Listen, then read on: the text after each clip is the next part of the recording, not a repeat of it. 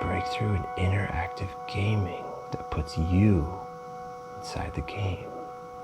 Yeah, OBEX is a feature film that we made here in Baltimore. I made it here in the house where I live with my dog, and it's about this character, Connor, who plays this state-of-the-art video game, not state-of-the-art as in 1987 computer game. It basically kind of the line between his reality and the game starts to blur, and his dog ends up getting kidnapped, and he needs to kind of go into the game to rescue her.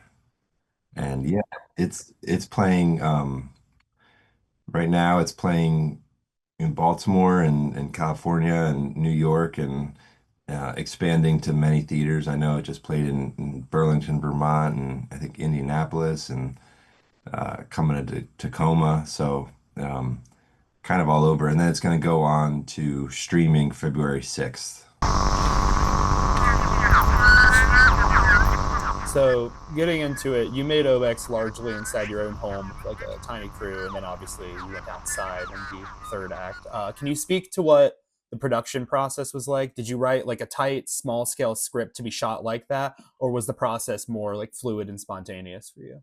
Yeah, so we shot it in two sections a year apart. So the first section, when we filmed that in September of 2022, it was just myself and Pete O's, who Pete was behind the camera. He was kind of writing it with me.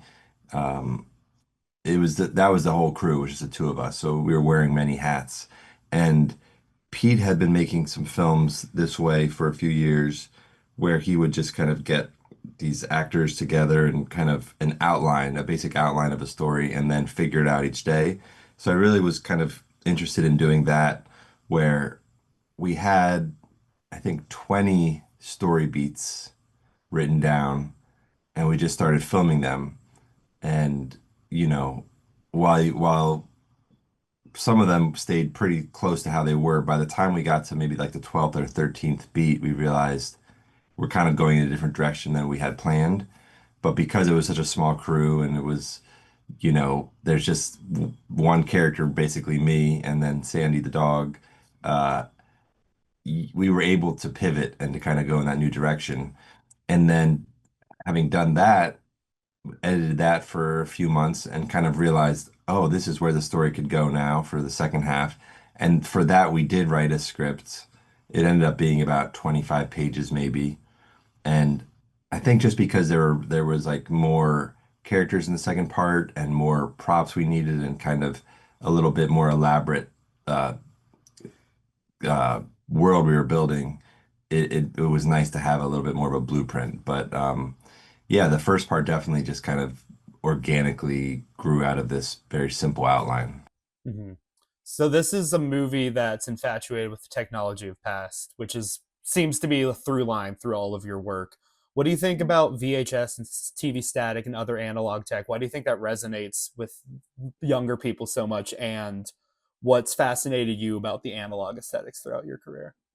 For me personally, I think part of it is just this is what I grew up with, and when I was, you know, 4, 5, 6 years old, it was just what was around. And as a kid who very much was like fascinated by movies and video games, it will always be the thing I think about when I think about those things, like I don't have any nostalgia for DVDs or even CDs. Like I love cassette tapes, I love VHS, I love old, Nintendo cartridges and floppy disks.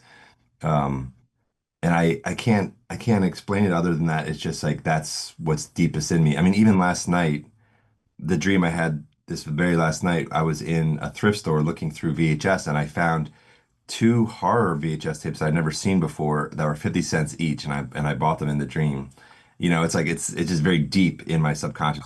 I wasn't buying DVDs or, and then while kids, I think there's this world that the younger people have grown up in where they don't have video stores and they have kind of unlimited uh access to these things online, but sometimes with that, when you're given too much, you end up not being able to watch anything, or you kind of just like scroll through things for hours. And maybe a return to physical media and kind of analog things is they're finding how that is can be helpful or useful in this kind of the watching of media, and just the yeah, how it changes the way that you interact with it.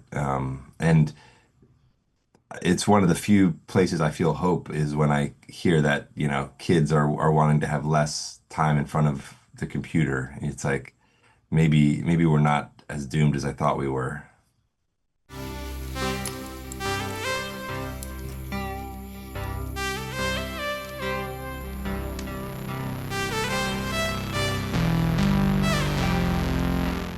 The film is like very nostalgic, but not in a glossy pop culture way.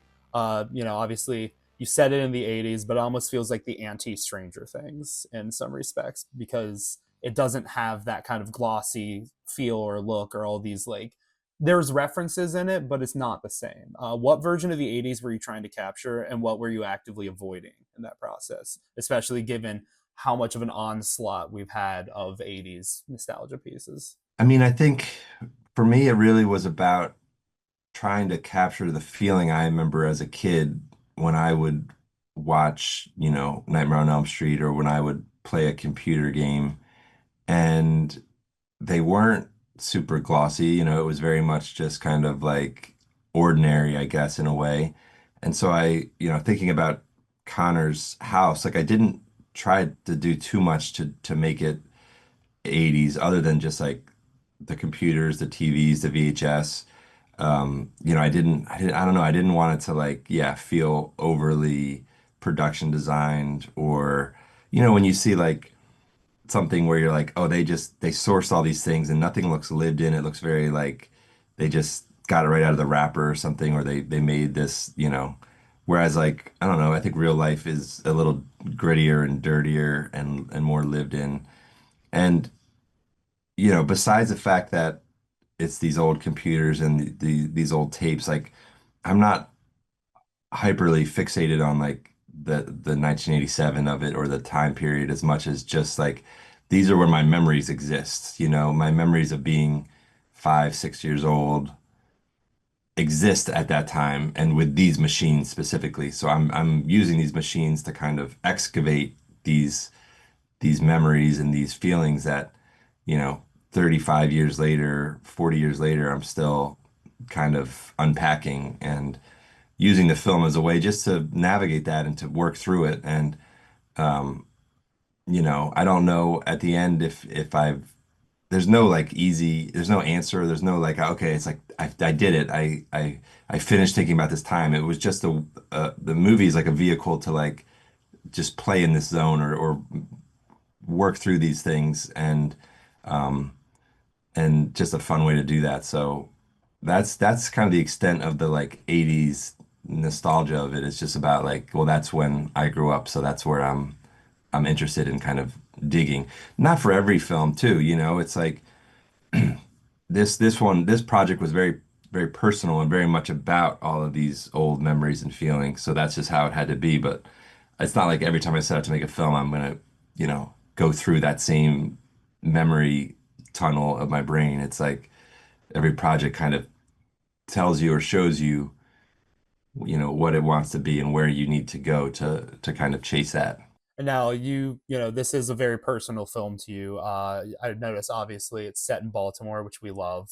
Did you grow up in Baltimore? Yeah, yeah. I was born in Delaware, Wilmington, but then moved here when I was 6.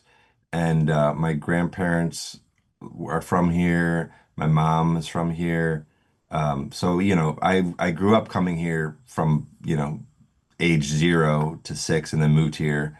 Um, so yeah, most of my first memories are here, and I did that thing when, I graduated. I left for 5 or 6 years, kind of wanted to get as far away as possible. And then uh, it was about, I guess, 10, 11 years ago when I felt the pull to come back to start making movies here, because as I was starting to make movies other places, I was like, oh, actually, Baltimore, it's maybe going to be a little bit easier to do it there. Not only easier, but just like um, more enjoyable. We have a very solid film scene here. There's obviously, Baltimoreans was a huge win for everyone, but entries in the Baltimore canon, as it were, is still pretty slim.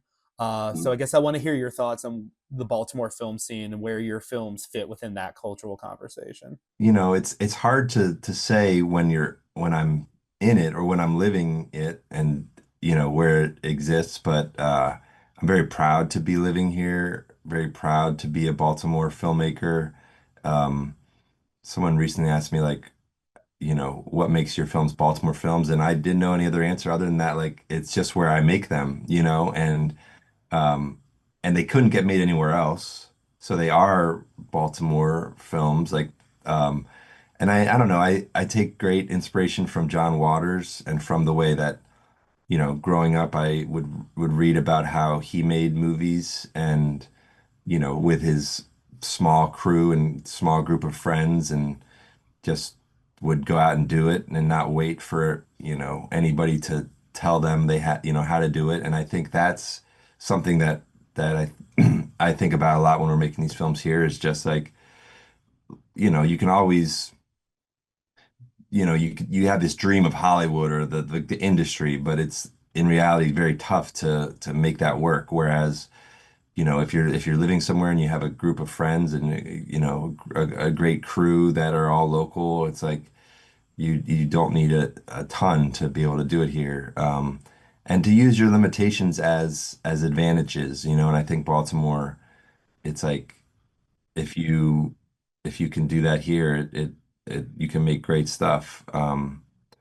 And yeah, saw Baltimoreans this Christmas with my family. We watched it and it was fun just to recognize all of the local landmarks and to say, wait a minute, that street doesn't connect there, but little bit of movie magic. We'll let them slide with that.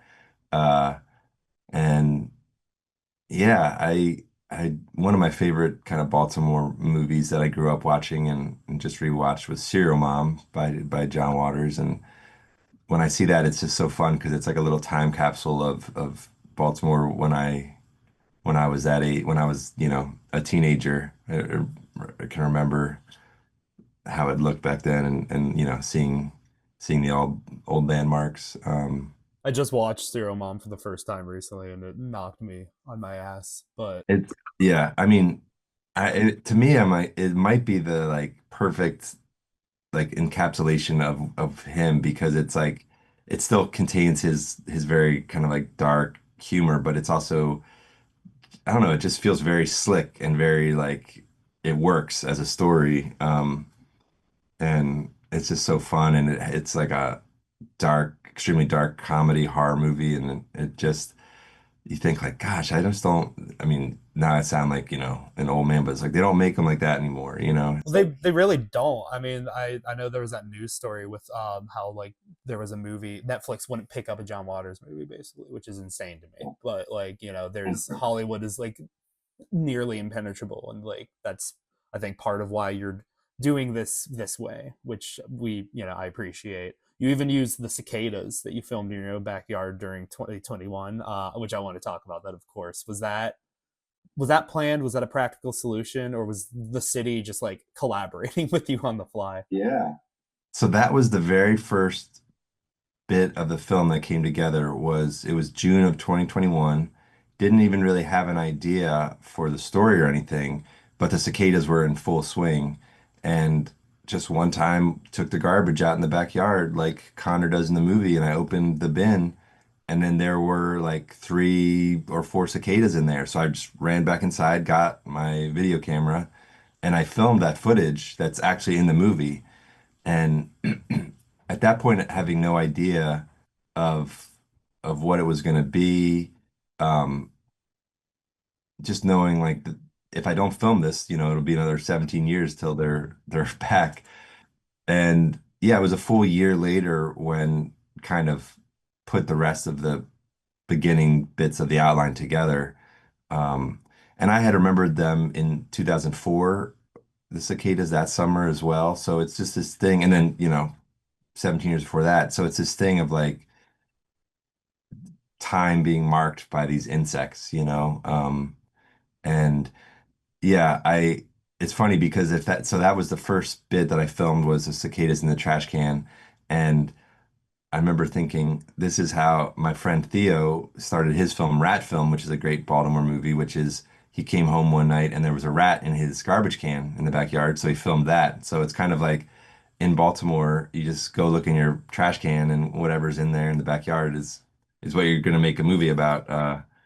But I think it speaks to just like in Baltimore, maybe you're a little bit more open to the possibility of things finding you, whether it's a documentary or a fiction film, just being open to what the city, to what your backyard is giving you, and not being open to where that will take you.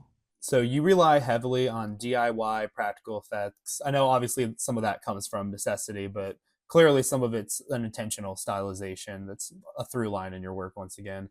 I just in an age of like CGI and AI sort of automating that process and some would say perverting it, can you speak to why you're so passionate about handcrafted effects? For me, the number one reason is just because I love doing it. It's so much fun. And it's just with like any handcrafted thing, the joy is in the doing and in the making. And even though I'm using my computer and I'm doing the effects digitally, I still do it in a way that it's like frame by frame. It's very tactile. I'm experimenting. I'm kind of layering things. It's like a collage technique. And the thought of doing that with AI or with, an automated process, it just would be so silly. Like it would just not make any sense because then I would be robbing myself of the joy and of the journey of making these effects. And so yeah, and then not to mention, you know, it would just feel I think the end result, it would just feel soulless. It would just feel like all of those minutes and hours and days that I put into it, they add up to something. They like layer onto each other until you can feel there's some sort of, living thing happening versus when you just automate it, it just kind of is this empty shell of a thing. So it doesn't even enter into the equation for me. I'm just thinking anyone that does that is just robbing themselves of the experience of being alive almost. You're almost taking the joy of living away out of the equation. And what are you left with? But now you're just a machine, I guess, or So yeah, that's something I feel very strongly about. So OBEX has opened at the Rotunda in Baltimore, and clear it up for me. This is like your is this your Baltimore homecoming, or like you're still here? But is this like the first place it's playing in Baltimore? Yeah, this is its first theatrical run. It played in October at the New Next Film Festival, of course. But this will be its theatrical run, and it's expanding every week to more places. Just got back from 11 days where we did the IFC Center in New York, and then the Roxy in San Francisco, and Brain Dead, and some other spots in LA. And as with anything, it's so fun to be able to share it, and it's fun the people that don't know Baltimore to kind of get to see it a little bit. But then every city I go to, there's inevitably one or two people that are from Baltimore who say, I recognize this or I saw that, and so yeah, it's been great so far. I was gonna say we when we went to the Baltimoreans opening, it was like electric just because everyone knew the Yeah. Baltimore stuff and people there was like an applause break for the Key Bridge. Did you have any similar experiences when you first screened it at the Rotunda with people kind of or like did it feel different than like when you're showing it in New York or San Francisco? Yeah, definitely. It definitely felt, yeah, a little bit more charged. And it was the first time during the Q&A where someone called me out for using like a more modern Baltimore trash can than what it was in 1987. I was like, I've been worried about this, but no one has noticed because they're from Baltimore. But it took the Baltimore screening, and they were very nice and said, I'm not, I just noticed it, and that's what I wanted to say. But so stuff like that where you're like, right, they only recognize that in Baltimore. They know. Our coworkers were complaining that like, oh, they did the exact same thing you said. They're like, oh, the streets didn't line up, and I was like, that, Right. come on, like that doesn't matter to anyone but us. I know. It's like we can't help but notice that, but that's the beauty of movies, and it makes you wonder how many movies are doing that same thing all the time, and we just don't pick up on it. But like I'm sure people that are making movies in New York are who grew up in certain areas in New York, and then they see their neighborhoods on camera are like, oh, that street doesn't connect there. But to us, it's like, well, that's just Taxi Driver. That's one of the best films of all time. We're not seeing the like, the mistakes as they were, but really there's no mistakes. It's all just creating the cinematic world. Yeah, it's movie magic. That's right. Well, hey, thank you so much for joining us, and again, congratulations on Yeah. the release. I'm looking forward to seeing what you cook up next for sure. Yeah, thanks, Caleb, and thanks for watching and thanks for being a Texan fan as well. It's always nice to have that crossover. Yeah.